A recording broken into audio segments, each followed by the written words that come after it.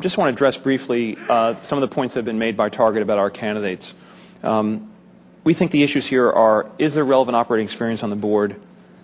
Why is there no significant shareholder representation, and why was that representation rejected? Why did the company make the mistakes it made in the decisions about credit cards?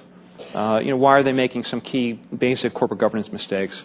The company's not addressed these issues. They've compounded the issues by, unfortunately, rejecting things like a universal proxy. We're going to just cover some of the issues that the company's raised. They say Pershing Square's sizable derivative position creates an incentive for risk-taking. I pointed out the fact that the vast majority of our investment, 80% plus, is in common stock.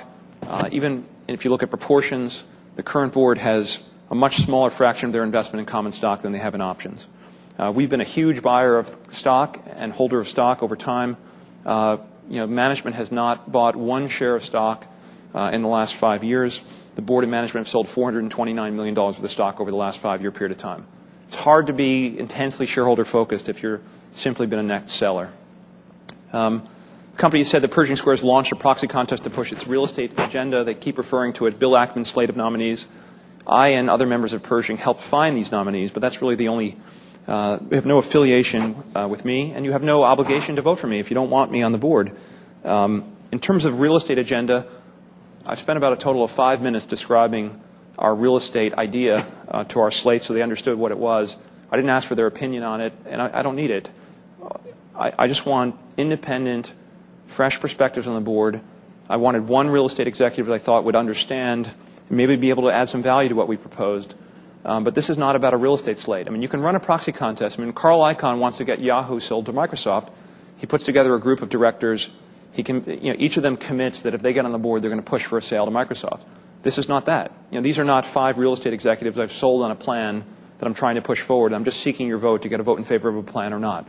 You can vote in favor of this group of individuals, and you can still be opposed to a real estate transaction. 8 of the existing 12 directors are going to stay on the board, and if there were good reasons why it was rejected, it will be rejected. But what you'll find in me is I'm going to raise my hand and say, you know what, I think it's worth another look. Maybe not our idea, but let's put Goldman Sachs or perhaps another investment bank to work, working with the company from the benefit of inside information. We think there's something here on the real estate side. So don't be misled. It's not about Bill Ackman. It's about how our directors compare with the existing nominees. Credit risk.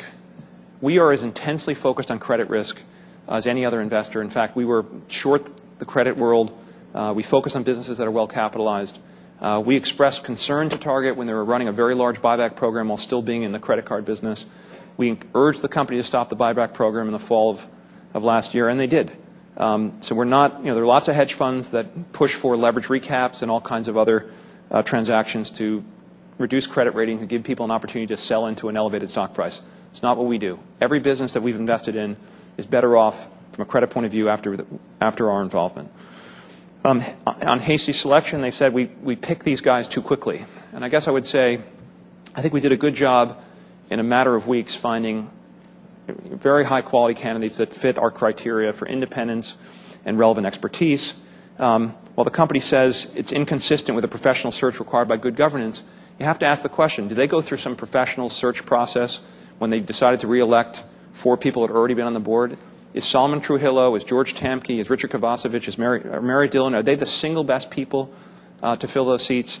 The answer is I don't believe so. I think that in a short period of time we found people who had more relevant expertise. I find this kind of a stunning statement. This is one of the company's press release. It says, we do not believe that Pershing Square's nominees would add value to the board. And we find that just to be an absolutely stunning statement. And we say, really? And if you look at who we've brought to the table, and you'll learn more when they answer questions. On corporate elections, what we're giving here is a choice. You don't have to elect all of our nominees. You can elect some. You can elect none. You can elect all but me. You do what you'd like.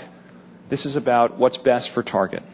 And look at each of the various considerations and make your decision. And I want to get to Q&A, so I'm going to move pretty quickly.